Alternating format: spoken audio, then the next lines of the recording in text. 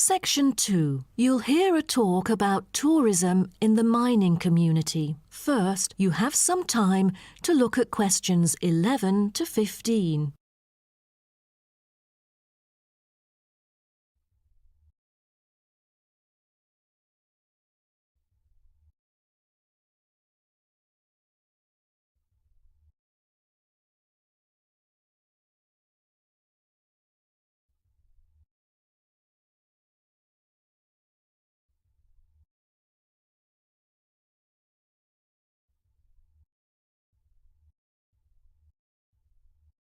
Now, listen carefully and answer questions 11 to 15. Hello, I'm delighted to welcome you to our mining community and very pleased that you're interested in the ores and pits of this area. I think you'll be pleasantly surprised with your special experience here. Now, let me start by giving you some warnings on safety rules and regulations. Rule number 1, always wear safety equipment. There is a litany of safety equipment that mining workers use for their protection, from helmets to safety glasses and gloves. It is essential that all workers wear the necessary safety equipment at all times. There have been countless stories of workers being saved by helmets, which are the hard hats that you can see on the shelf beside you. So, visitors wearing helmets is mandatory in the mining area, although you are free to take them off when you're in the mining museum and picnic area. You won't need to pay any deposit, though you should return them to the counter once you finish the visit. The helmets are offered in all sizes, so choose a suitable one. All right, our mining community is currently being refurbished for some of the main area, so please make a note of that, and you'll know what to look out for. So, when you go in or out of the mine, please pay attention to the road, for it has just been repaired because of the rough surface and can be really slippery since it's still wet. The history and process of tin mining are complicated and involve a lot of special words, but here you will see how it was and still is done. After a short 5 to 10 minute walk, visitors can track round a numbered route with clear explanations. Most of the tour is in the open air, so nice weather helps.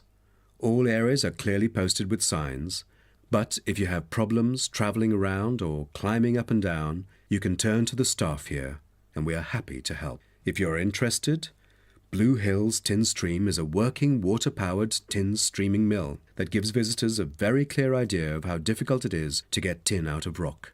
I hope you'll enjoy the informative indoor presentation and this self-guided tour, but you have to bear one thing in mind, that smoking is forbidden throughout the whole community. Though you can take phones and of course use them, you'll also be surprised that there will be more than just one place to go in the mine. The underground tunnel is now being refurbished and only relevant workers can access it. But it will soon be all finished, and I believe it's a lovely place for you to explore around.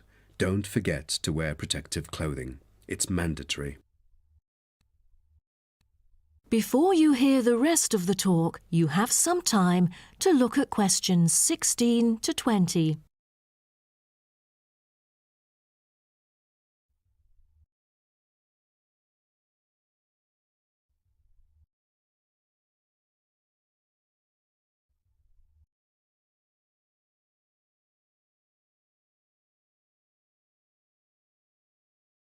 Now listen and answer questions 16 to 20. Now, let's start by seeing where you can go. As you can see on our map in the brochure I've given you, we are here at the reception block. We have a famous mill which is used for making and processing materials such as steel and coal. To visit it, just go straight ahead, north, along the path in front of you, and you'll find it at the end of the path. Now, towards the east, go along the path from our starting point. Turn left to the corner and then turn right. There is a car park at the east end of the lane. To the west, there is a museum. Past the shop, around the crossroads, and it is just located at the west end of the road. And by the way, the shop is specialized in selling a variety of ore-related souvenirs, including key rings, postcards, tin-made Lewis chessmen, and even Roman soldiers which are made from beautiful pyrite. If you are interested in the laboratory where scientific experiments, analyses and research are carried out, it is situated at the southern part of the park, opposite the shop. I bet you'll be happy to hear that this laboratory is also used for gold and crystal refinement, so don't miss this one for the sake of it. I assume by this time you'll all need some rest and refreshment. So we have an excellent cafe which caters for delicious food and beverages at the other side of the road next to the shop. Of course, if you want to spend some time in the fresh air, we have a perfect picnic area which is just right and northeast of the reception block.